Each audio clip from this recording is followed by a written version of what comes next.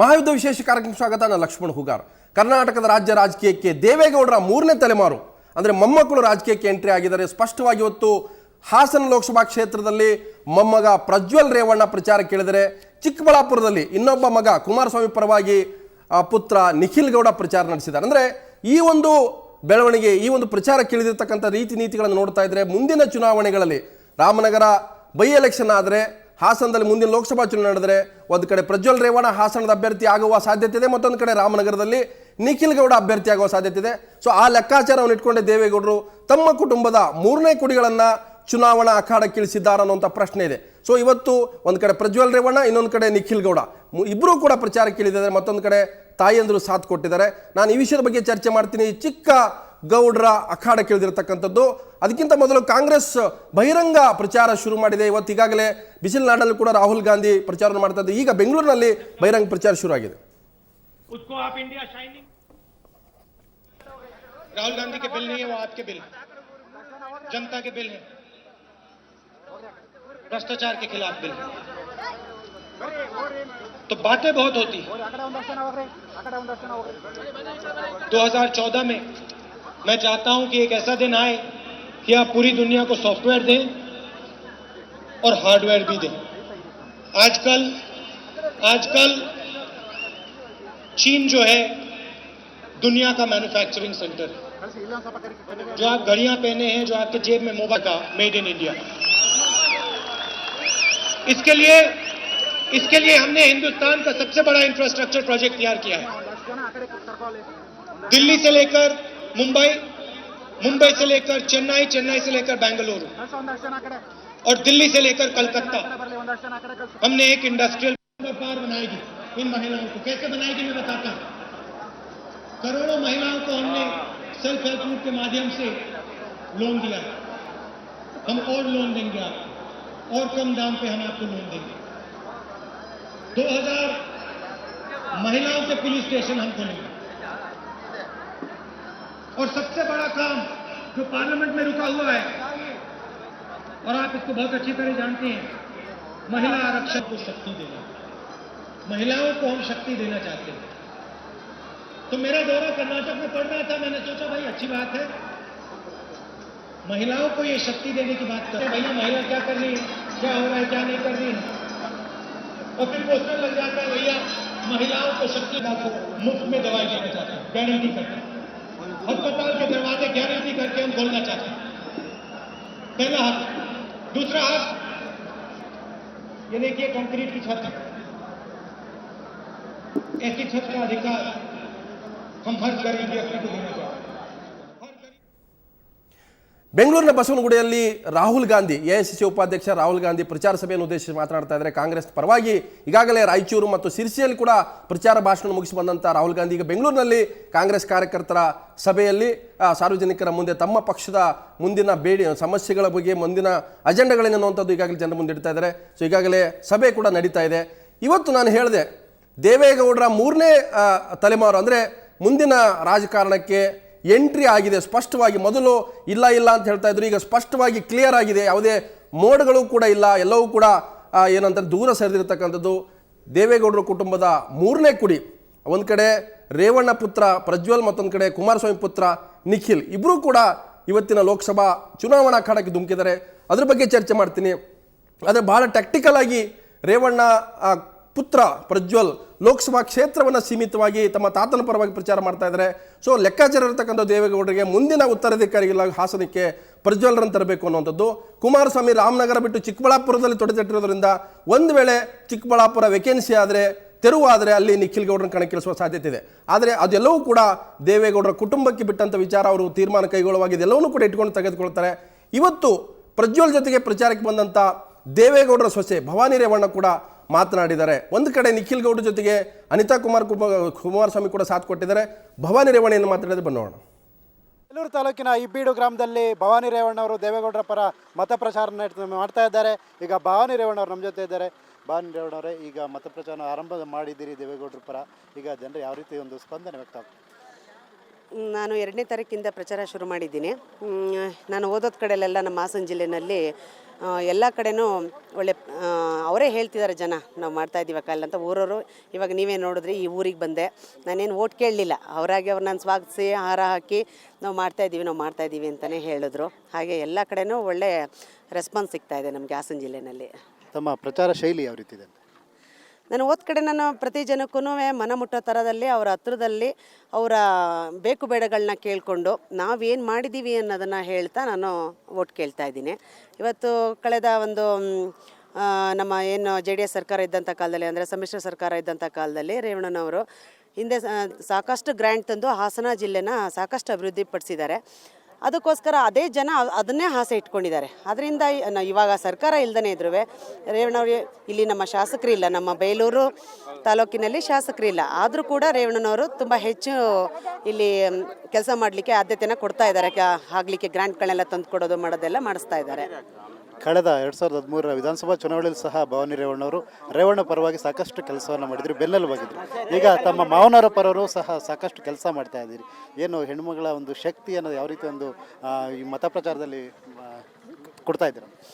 ಇಲ್ಲಿ ನಮ್ಮ ಹಾಸನ ಜಿಲ್ಲೆಯಲ್ಲಿ ತುಂಬ ಮಹಿಳೆಯರು ಎಲ್ಲ ವಿಷಯದಲ್ಲೂ ಮುಂದೆ ಇದ್ದಾರೆ. ತಾಲೂಕ್ ಪಂಚಾಯತಿ, ಗ್ರಾಮ ಪಂಚಾಯತಿ, ಹಾಗೆ ZP ಹಿಡಿದು ಎಲ್ಲ ಹೆಣ್ಮಕ್ಳು ಇದ್ದಾರೆ. ಅವ್ರು ಏನಂತಂದರೆ, ನನಗೆ ಕಳೆದ 2004ರಿಂದನೂ ನಾನು ಚುನಾವಣೆಯಲ್ಲಿ ಭಾಗಿಯಾಗ್ತಾಯಿದ್ದೀನಿ.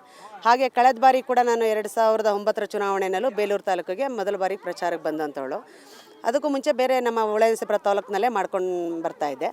ಈ ಬಾರಿ ಕೂಡ ಬಂದೆ. ಹಾಗೆ ಹೆಣ್ಮಕ್ಳೆಲ್ಲ ನನ್ನನ್ನು ಅಕ್ಕ ಬರಲಿ ಅನ್ನೋದನ್ನು ಆಸೆ ಮಾಡ್ತಾರೆ. ಅದಕ್ಕೋಸ್ಕರ ನಾನು ಹೆಣ್ಮಕ್ಳಿಗೋಸ್ಕರನೇ ಅವರ ಒಂದು ಪ್ರೀತಿ ಇದಕ್ಕೋಸ್ಕರ ನಾನು ಇಲ್ಲಿ ಬರ್ತೀನಿ ಎಲ್ಲ ಕಡೆ ಪ್ರಚಾರಕ್ಕೆ. ದೇವೇಗೌಡರ ಪರವಾಗಿ ಜನರು ಯಾಕೆ ಮತವನ್ನು ಚಲಾಯಿಸಬೇಕಂತ ಇವತ್ತು ನಮಗೆ ಬೇರೆ ಬೇರೆ ಪಕ್ಷದಲ್ಲೆಲ್ಲ ನೋಡಿದ ಹಾಗೆ ಒಬ್ಬ ಬೇರೆ MLA ಆಗಲಿ ಅಥವಾ ಕ್ಯಾಬಿನೆಟ್ ಮಂತ್ರಿಗಳನ್ನ ಭೇಟಿ ಮಾಡೋದೇ ಜನಸಾಮಾನ್ಯರಿಗೆ ಸಿಗ್ತಾ ಇಲ್ಲ.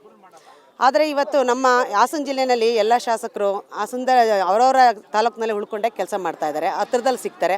ಅದಕ್ಕಿಂತ ಹೆಚ್ಚಾಗಿ ಇವತ್ತು ಒಬ್ಬರ ಪ್ರಧಾನಿ ಮಟ್ಟಕ್ಕೆ ಹೋದರೂ ಕೂಡ ದೇವೇಗೌಡರು ಇವತ್ತು ನಮ್ಮ ಹೊಳೆನರಸೀಪುರ ತಾಲೂಕು ಅಥವಾ ಹಾಸನ ಜಿಲ್ಲೆ ಎಲ್ಲಿ ಅವ್ರು ಭೇಟಿ ಕೊಡಲಿ, ಪ್ರತಿಯೊಬ್ಬರನ್ನು ಪ್ರೀತಿ ವಿಶ್ವಾಸದಿಂದ ಮಾತಾಡಿಸಿ ನಾನೊಬ್ಬ ಪ್ರಧಾನಮಂತ್ರಿ ಆಗಿದ್ದೆ ಅನ್ನೋದನ್ನೇ ಮರೆತು ಪ್ರತಿಯೊಬ್ಬರ ಹೆಗಲ ಮೇಲೂ ಕೈ ಹಾಕಿ ಪ್ರತಿಯೊಬ್ಬರ ಕಷ್ಟ ಸುಖಗಳನ್ನ ವಿಚಾರ ಮಾಡ್ತಾರೆ. ಆ ಪ್ರೀತಿ ಜನ ಅದನ್ನು ಗೌಡ್ರು ಇಟ್ಕೊಂಡಿರೋದಕ್ಕೆ ಜನನೂ ಅವ್ರನ್ನ ಹೆಚ್ಚು ಪ್ರೀತಿಸೋದ್ರಿಂದ ಗೌಡ್ರಿಗೆ ಒಳ್ಳೆ ಗೆಲುವಾಗುತ್ತೆ ಇಲ್ಲಿ ದೇವೇಗೌಡರಿಗೆ. ಈಗ ಪ್ರಜ್ವಲ್ ರೇವಣ್ಣ ಕೂಡ ತಮ್ಮ ತಾತನ ಪರವಾಗಿ ಭರ್ಜರಿ ಪ್ರಚಾರವನ್ನು ಮಾಡ್ತಾ ಇದ್ದಾರೆ. ಬಹಳ ಲೆಕ್ಕಾಚಾರ ಇಟ್ಕೊಂಡಿದ್ದಾರೆ. ಒಂದು ಮಾತನ್ನು ಸ್ಪಷ್ಟವಾಗಿ ಹೇಳ್ತಾರೆ, ದೇವೇಗೌಡರು ನನಗೆ ಆಶೀರ್ವಾದ ಮಾಡಿದ್ರೆ ನಾನು ಚುನಾವಣಾ ಅಖಾಡಕ್ಕೆ ಧುಮುಕ್ತೀನಿ ಅನ್ನೋದು. ಅಂದರೆ ಇದು ಮುಂದಿನ ಮುನ್ಸೂಚನೆ ಅನ್ನುವಂಥದ್ದು ಪ್ರಜ್ವಲ್ ರೇವಣ್ಣ ಕೂಡ ಮಾತಾಡಿದ್ದಾರೆ. ಬನ್ನಿ ಏನು ಮಾತಾಡಿದ್ರು. JDSನ ಯುವ ಮುಖಂಡ HD ದೇವೇಗೌಡರ ಮೊಮ್ಮಗ ಪ್ರಜ್ವಲ್ ಅವರು ಹಾಸನದಲ್ಲಿ ಇವತ್ತು ಬಿರುಸಿನ ಪ್ರಚಾರದಲ್ಲಿ ಪಾಲ್ಗೊಂಡಿದ್ದಾರೆ. ಪ್ರಜ್ವಲ್ ಅವರೀಗ ನಮ್ಮ ಜೊತೆ ಇದ್ದಾರೆ. ಇವರು ಯಾವ ರೀತಿ ಪ್ರಚಾರದಲ್ಲಿ ಪಾಲ್ಗೊಂಡಿದ್ದಾರೆ, ಜನ ಮತದಾರರು ಅವ್ರ ಪರ ಯಾವ ರೀತಿ ಒಲವನ್ನು ತೋರಿಸ್ತಾರೆ ಕೇಳೋಣ ಬನ್ನಿ. ಪ್ರಜ್ವಲ್ ಅವರೇ, ಇವತ್ತಿಂದ ಹಾಸನದಲ್ಲಿ ಮತ ಪ್ರಚಾರ ಮಾಡ್ತಾ ಇದ್ದೀರಿ, ಯಾವ ಥರ ಸ್ಪಂದನೆ? ಇವತ್ತಿಂದ ನಾನು ಪ್ರಾರಂಭ ಮಾಡಿದ್ದೀನಿ ಪ್ರಚಾರನ ದೇವೇಗೌಡರು ಸಾಹೇಬ್ರ ಕಡೆಗೆ. ಇವತ್ತು ಜಮೀರ್ ಅಣ್ಣವರು ನನ್ನ ಜೊತೆ ಬಂದಿದ್ದಾರೆ. ಇವತ್ತು ಜಮೀರ್ ಅಣ್ಣವರು ಹಲ್ವಾ ಒಂದು ಅರ್ಧ ಗಂಟೆ ಭಾಷಣ ಮಾಡಿ ಇವತ್ತು ನಮಗೆ ಪ್ರೋತ್ಸಾಹ ಕೊಟ್ಟಿದ್ದಾರೆ. ಇವತ್ತು ಯುವಕರು ಪರವಾಗಿ ನಿಂತ್ಕೊಂಡಿದ್ದೀವಿ, ನಾವು ಎಲ್ಲ ಯುವಕರ ಪರವಾಗಿ ನಾವು ಹೋರಾಟ ಮಾಡ್ತೀವಿ. ಯುವಕರಿಗೆ ನಾನು ವಾಯ್ಸ್ ಮಾಡ್ತಿದ್ದೆ, ಇವತ್ತು ವಾಯ್ಸಿಗೆ ಒಂದು ಫುಲ್ ತುಂಬಿದ್ದಾರೆ.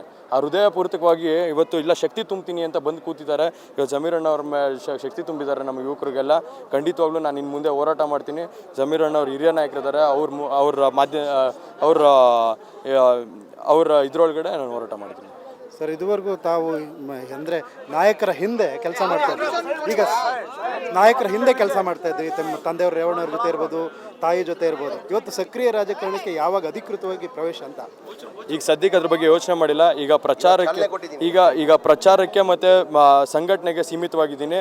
ಖಂಡಿತವಾಗ್ಲೂ ಎಲ್ಲ ಹಿರಿಯ ನಾಯಕರು ಇವತ್ತೇನು ನನ್ನ ಜೊತೆ ಪಾಲ್ಗೊಂಡು ಇವತ್ತು ಎಲ್ಲರ ಶಕ್ತಿ ತುಂಬ್ತಾ ಇದ್ದಾರೆ. ಖಂಡಿತವಾಗ್ಲೂ ಒಂದಲ್ಲ ಒಂದಿನ ದೇವೇಗೌಡರು ನಂಗೆ ಶಕ್ತಿ ಕೊಟ್ಟರೆ ಖಂಡಿತವಾಗ್ಲೂ ಅವರು ಇಲ್ಲ ನೀನು ಹೋಗಿ ನಿಂತ್ಕೊಂಡು ಹೋರಾಟ ಮಾಡುವಂಥ ಅವರು ಸಿಗ್ನಲ್ ಕೊಟ್ಟರೆ ಅವತ್ತಿನ ದಿನದಿಂದನೇ ನಾನು ಹುಡುಗರಿಗೋಸ್ಕರ ಹೋರಾಟ ಮಾಡೋಕ್ಕೆ ರೆಡಿ. ದೇವೇಗೌಡರ ಶಕ್ತಿ ಇತ್ತು, HD ರೇವಣ್ಣವರ ಶಕ್ತಿ ಇತ್ತು, ಜೊತೆಗೆ ಪ್ರಜ್ವಲ್ ಅವರ ಶಕ್ತಿನೂ ಬಳಕೆ ಆಗಬೇಕಿತ್ತ ಅನ್ನೋದು ಪ್ರಶ್ನೆ. ಇವತ್ತು ಒಂದು ಮಾತು ಹೇಳ್ತೀನಿ. ಇವತ್ತು ರೇವಣ್ಣವ್ರು ಒಬ್ಬರು ಸಾಕಾಗಿತ್ತು ಶಕ್ತಿ ಇವತ್ತು ಕಾಂಗ್ರೆಸ್ನ ಸೋಲ್ಸೋಕ್ಕೆ. ಇವತ್ತು ದೇವೇಗೌಡರ ಶಕ್ತಿ ಸೇರಿರೋದ್ರಿಂದ 3 ಲಕ್ಷ ಓಟಿಗೆ ಹೋಯ್ತು. ಇವತ್ತು ಪ್ರಜ್ವಲ್ ರೇವಣ್ಣವ್ರ ಶಕ್ತಿ ಸೇರಿರೋದ್ರಿಂದ 4.5 ಲಕ್ಷಕ್ಕೆ ಓಟ್ ಹೋಗುತ್ತೆ. 5 ಲಕ್ಷ 4 ನಮ್ಮ ಮಾಧ್ಯಮದವ್ರು ಹೇಳ್ತಿದ್ದಾರೆ, ನಮ್ಮ ಸ್ನೇಹಿತರು ಹೇಳ್ತಿದ್ದಾರೆ 4.5 ಲಕ್ಷದಿಂದ 5 ಲಕ್ಷವರೆಗೂ ಹೋಗುತ್ತೆ ಅಂತ ನಾನು ಭಾವಿಸ್ತೀನಿ. ನಾವು ಒಬ್ಬೊಬ್ರು ನಾನು ಹೇಳ್ತಾ ಇರೋದು ಒಬ್ಬೊಬ್ರು ಇವತ್ತು ಶಕ್ತಿ ಗೂಡ್ಸಕ್ಕೆ ಬಂದಿದ್ದಾರೆ. ದೇವೇಗೌಡರ ಪರವಾಗಿ ಕ್ಯಾನ್ವಸ್ ಮಾಡಕ್ಕೆ ಬಂದಿದ್ದಾರೆ. ಇವತ್ತು ಜಮೀರಣ್ಣವರು ಬಂದಿದ್ದಾರೆ. ಪ್ರಜ್ವಲ್ ಅವರು ಮತದಾರನ ಯಾವ ರೀತಿ ಸೆಳೀತಾ ಇದ್ದಾರೆ ಅಂತ? ನಾನು ಯುವಕರುಗಳಿಗೆ ಆಗಲೇ ಹೇಳ್ದಂಗೆ ಯುವಕರುಗಳಿಗೆ ಪ್ರೋತ್ಸಾಹ ಕೊಟ್ಟಿದ್ದೆ. ಇವತ್ತು ನಾನು ಮತದಾರರ ಸೆಳಿತೀನಿ ಅನ್ನೋದಕ್ಕಿಂತ ನಾನು ಏನು ಕಷ್ಟಪಟ್ಟಿದ್ದೀನಿ, ಇವತ್ತು ಏನು ನಾನು ಹೋರಾಟ ಮಾಡಿದ್ದೀನಿ, ಇವತ್ತು ನಾನು ಆಗಲೇ ಹೇಳಿದ್ದೀನಿ ಅನ್ನದಾನ ಕೊಡೋದಕ್ಕೆ, ಹುಡುಗರುಗಳಿಗೆ ಅನ್ನದಾನ ಕೊಡೋದಕ್ಕೆ. ಇವತ್ತು ಒಂದು ನಿಮಿಷಪ್ಪ, ಇವತ್ತು ಏನಂದರೆ ನಾನು ಇವತ್ತು ಯುವಕರುಗಳಿಗೆ ಕೇಳ್ಕೊಳ್ಳೋದು ಇಷ್ಟೇ, ಬರೀ ಕ್ರಿಕೆಟ್ ಟೂರ್ನಮೆಂಟ್ಗಾಗಲಿ ರಾಜ್ಯೋತ್ಸವಕ್ಕಾಗಲಿ ಸೀಮಿತವಾಗಿರಬಾರ್ದು. ಇವತ್ತು ದೇಶ ಬೆಳೆಸೋಕ್ಕೆ, ಹಳ್ಳಿ ಬೆಳೆಸೋಕ್ಕೆ ಇವತ್ತು ಹೋರಾಟ ಮಾಡಬೇಕು. ಅದಕ್ಕಾಗಿ ನಾನು ಅದಕ್ಕೇನೇ ಪ್ರೋತ್ಸಾಹ ಕೊಡಬೇಕು ಅಂದ್ರೆ ನಾನು ಖಂಡಿತವಾಗ್ಲೂ ಕೊಡ್ತೀನಿ ಯುವಕರುಗಳಿಗೆ. ಖಂಡಿತವಾಗ್ಲೂ ಆಗಲೇ ಹೋದ ಬಾರಿಯಲ್ಲಿ ಅನ್ನದಾನನೂ ಕೊಡಿಸಿದ್ದೀನಿ. 30 ಲಕ್ಷ ಅನುದಾನ ನಾನೇ ಕೊಟ್ಟಿದ್ದೀನಿ ಯುವಕರು ಕೇಳಿದಾಗ. ಗೆಂಡನಹಳ್ಳಿ ಆಗಿರ್ಬೋದು, ಎಲ್ಲ ಕಡೆ ಆಗಿರ್ಬೋದು, ಎಲ್ಲ ಪ್ರಜ್ವಲ್ ರೇವಣ್ಣ ಮಾತಾಡುವಾಗ ನಾನು ಶ್ರಮ ಪಟ್ಟಿದ್ದೀನಿ, ಹೋರಾಟ ಮಾಡಿದ್ದೀನಿ ಅನ್ನೋ ಮಾತನ್ನು ಹೇಳ್ತಾ ಇದ್ದಾರೆ. ಬಹುತೇಕ ದೇವೇಗೌಡರು ಕೂಡ ಇದೇ ರೀತಿ ಮಾತುಗಳನ್ನ ಆಡ್ತಾ ಇದ್ರು.